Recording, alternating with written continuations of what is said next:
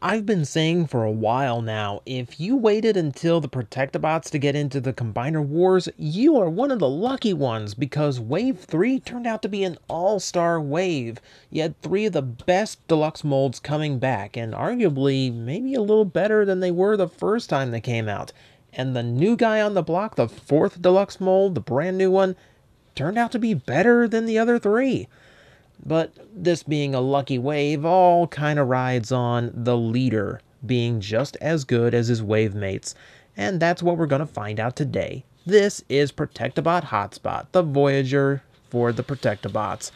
Looking quite good and very G1-y. Now this one is very special to me because one of the few toys to survive my childhood was a G1 hotspot. So I've been really looking forward to a proper update, not a repaint of another fire truck. We put a new head on it, so it's hotspot. No, I wanted a brand new one, the real deal, and that's what I finally got. We will take a good look at that vehicle mode because it's got quite a lot going on. As you can see, cast in that baby blue plastic that the G1 toy enjoyed so much, and looking quite nice. It's a very modern style fire truck, maybe a little bit exaggerated to make it look a little bit cooler and possibly to use again later on as a kind of a weapon truck of some sort. But for what it is, I really like this vehicle mode. You can see all black on the windshields and a little bit of silver there on the front, just to give it a little bit of detail and make the headlights and grille pop. On the side, red line leading to the fire rescue decal and fireball, homaging the original stickers of the G1 toy. Light bar is painted all the way through, and I'll move the ladder so you get a good look at it. Not too spectacular, I will admit, but there it is. That's pretty much it for deco. Everything else is just pretty much barren plastic, relying on molding, and there is quite a bit of molding going on, aside from things like, well, the headlights and such, and the windshield wipers that they remembered. You've got a door molded onto the side, both sides, I should say. So, a little bit of detail there. Got three little compartments here with three little handles. It's a very small, unnecessary detail, but I think it's cool that they included it. And then you have sockets here, which I assume is where you plug in the water when there is a fire, which is presumably why there's a fire truck nearby. We'll move up to the actual ladder itself. We do have the bucket up top, which you can see. There's actually okay, come on, light, cooperate. Give me a little bit. There we go. You can see a little bit of the diamond plate metal molding there in the bottom. So this is where the firefighter stands to get raised and lowered to save kittens from trees and whatnot, as well as there is the water gun at the front. So yeah, it's nice. I like that touch. The ladder is white just like the original. It does not extend because it's got a lot more to do than it used to.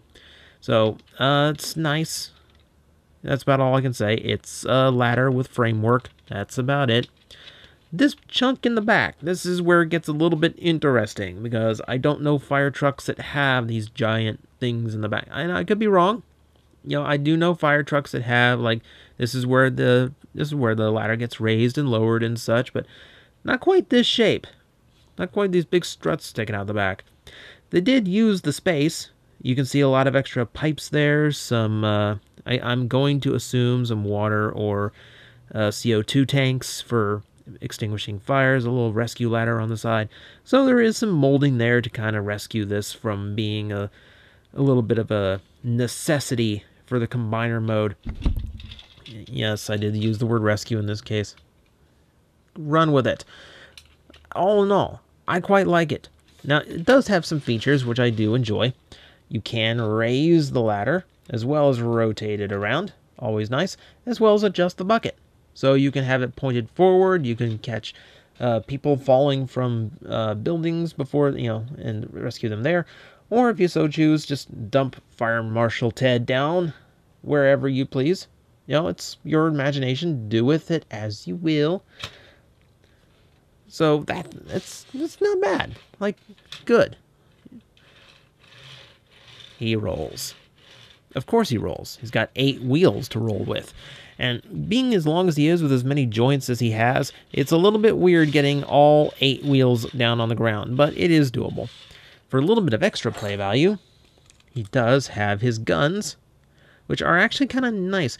Here, there's actually some molding to them that kind of resembles the water pipes of the fire truck. So you kind of get an indication that these should be like extra water cannons or something.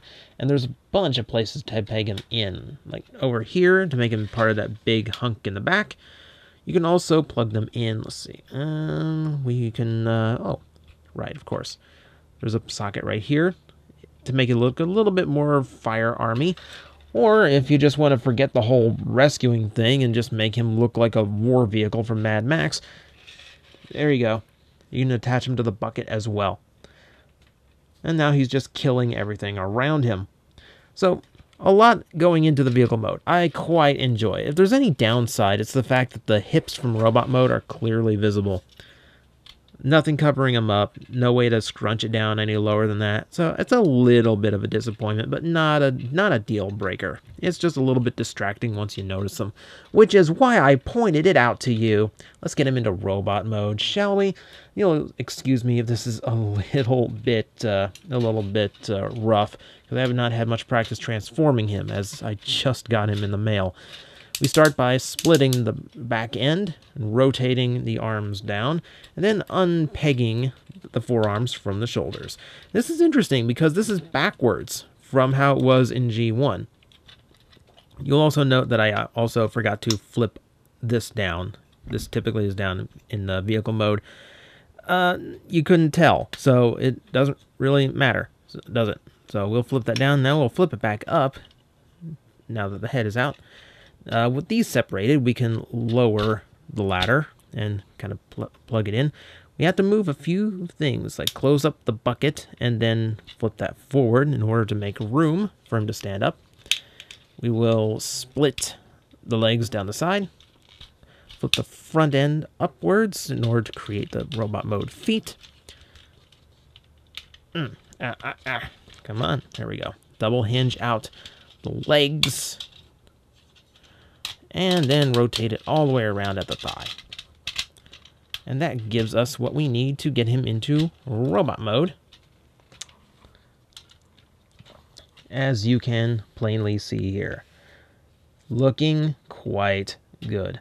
I seriously like the design of the robot mode. Just about what I was always hoping for this toy. And yeah, there's a few things. We'll get to those. But first, the head. And the head is an interesting thing to me because they went with the cartoon model with the blue head, which is not Hasbro's MO, because typically they go with their version of a character, which in this case would have meant an all-black head with red eyes, which honestly really felt weird to me as a kid because it's a very evil-looking head for an Autobot, much less a fire truck, a protection vehicle. Like, that's a really weird choice, so I'm really happy they went with the blue. I think it looks better overall, and the black head just kind of stands out, a little bit awkward. So as you can see, he's proportioned really nicely. Nice wide shoulders, some thin hips. He's got like superhero proportions going on here, and more natural proportions than I'm used to seeing. The legs are a bit long, I'll give it that, but nothing too terrible or distracting. He looks like just a big, solid robot, which is what I was really hoping out of Hotspot. We'll zoom in again so you can see some of the details. There's a lot of little details hidden inside the chest.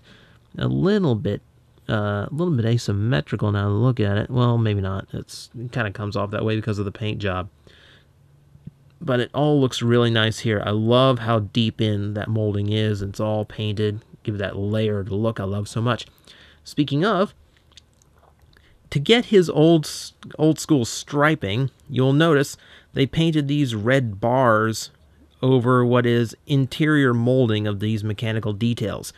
And the same is true of the chest. So the old detail is there, but it is like cleverly disguised as like layers of armor. I really like that. That's a cool little trick. And they did it to the legs too. Because I love all those internal bits showing through. It's a really cool design touch. You know, it's a very cool way of like bringing some extra life to the figure. Beyond that, there's not a whole lot of new molding going on here. You know, the pelvis section is pretty normal, and yeah, he's got arms, you know, hands molded in and all that. He looks fine. He does suffer a little bit of like hollowness because well, new figures, you know, this is kind of how it goes. But as you might have noticed from transformation, yeah, he makes up for it in other ways. Speaking of, let's actually show off the articulation. The head is ball jointed, has a good range of motion, goes all the way around. Shoulders, universal on 2 joints, a swivel and an outward hinge. And that nice ratchet, make sure that's nice and solid. He actually has kind of a double elbow going on, with one being that faux ratchety style elbow they use these days, and the bicep swivel as well. The hips are ratcheted and universal. They click nice in both directions. Thighs nice and tight. And then there are the knee joints, which have a good deep bend to them.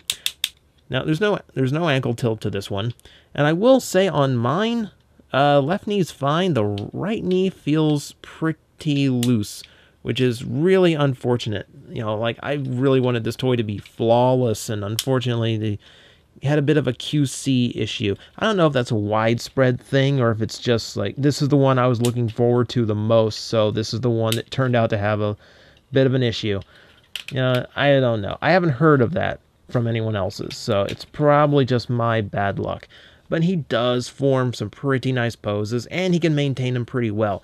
Mostly because he has this huge ladder on his back, which of course is a little bit detrimental to his look, but it does tripod, so you can at least get some added function out of it that way. Just in case you have any crazier poses you want to put him in. He can still get his guns too, if you want him to have a little bit more. Here, we can plug him in. You can plug him into the back piece too if you want to store him away, but hey, you've got twin rifles, you know? Why not use them? Why not actually, like, pretend like, you know, you're supposed to be in a battle of some sort, and yeah, rock them out. So that is Hot Spot. That is pretty much everything the toy does on its own.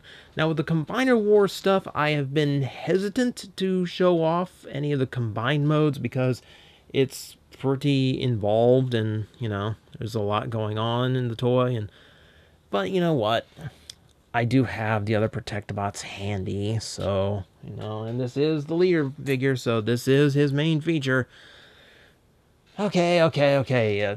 Talk me into it. Let's get him into combiner mode. I'm going to put his head back down, and the arms are going to, see, how do we, okay, you will forgive me as I have not put him into this mode very often, so I'm a little bit out of practice with it.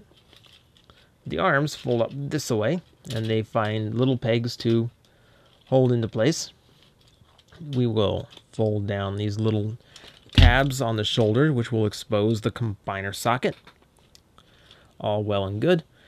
Now, the big feature, the big thing we're going to have to do in order to get him into his proper combined mode is this whole section has to come all the way down. And we have to wrap this entire piece all the way around his body and flip the whole thing up and then connect it to the top. And then flip all that down to fill out the gaps and everything. It's kind of involved. We'll also have to clip the piece into the arms to secure. And that forms the chest. Now, the legs fold up as such, nice and simple. The combiner joint's already exposed there, no panels move out of the way. And luckily my little janky knee does not create a problem here. And then we will rotate the head around, revealing the Defensor head. And now we will connect. Rook goes on first. I usually, well, hang on. Hair crisis. Nah, get off, get off. Ugh. It's the fault of being a reviewer with long hair. Hazards of the job. Okay. Now, for the left, we'll use first aid, because I like having those two big shoulders next to each other. Two big shoulder blocks, give them a big solid look. And for the legs, yep, we're going to go with streetwise down here. And then we will go with blades for the opposite leg, because he's the only one left, really. And now that he's combined, I have to adjust. So, hold on. Ah! Oh, man, I had to put this camera so far back because he's so tall. And then I have to adjust like this. I hope no one's getting motion sickness from this. But there we have it. That is Combiner Wars Defensor. Fully built, fully armed, and looking absolutely ominous. He's got this huge, heavy set build to him. Way buffer and bigger than the other Combiner War toys.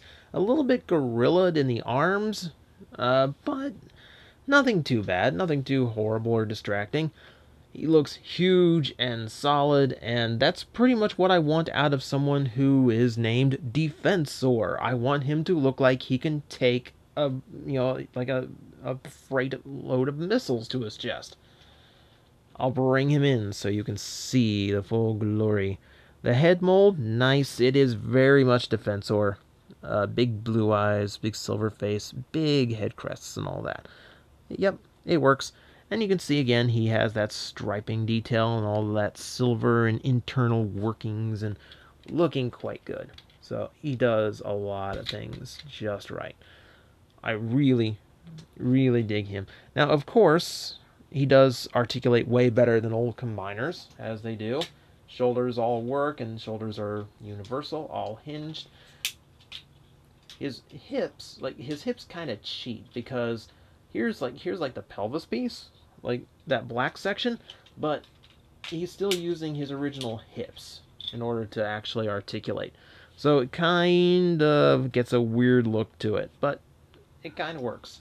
Like, it's a little distracting when you first see it, but hey, as long as he can actually hold a pose, and luckily, because Combiner Wars have such stiff joints, he can. All well and good. I'm going to attach Groove to him too, I guess. Groove's a little bit harder to attach, especially trying to keep everything on camera at one time. But you get the idea. Yeah, I think he looks a little bit too complicated with Groove attached. And yeah, this is not going to cooperate with me. I'm trying to do way too much in one video here. Here, let's actually, like, bear with me.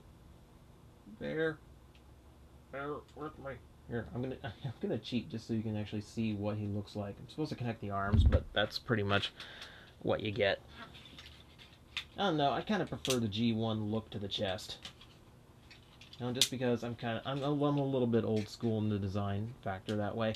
But it's nice. It's nice for an alternative, and it looks better than I thought it would, considering he's now using one of his partners as well, not a meat shield, a metal shield, I guess, which is what shields are made of. Anyway, that is pretty much everything the toy does. He comes across as a very solid-looking torso, maybe not quite as good as Silverbolt's Superion torso mode, but perfectly acceptable, perfectly well in his own way. That is Protectobot Hotspot. That is everything the toy does. I have made this, like, by far the longest of all the random reviews so far, because there's so much to go over. But I wanted it to be a very complete look, because I do really, really like the toy. It is extremely solid. It is everything I wanted from a modern Hotspot toy, save for one loose knee. But beyond that, and it's probably just mine, I can't recommend it enough. And I can proudly say the Protectobots definitely brought the A game to Combiner Wars. If they continue to get better the way they have been every wave, I can't imagine what the likes of Combaticons or Technobots might be. Like, we're in for some, like, seriously good toys.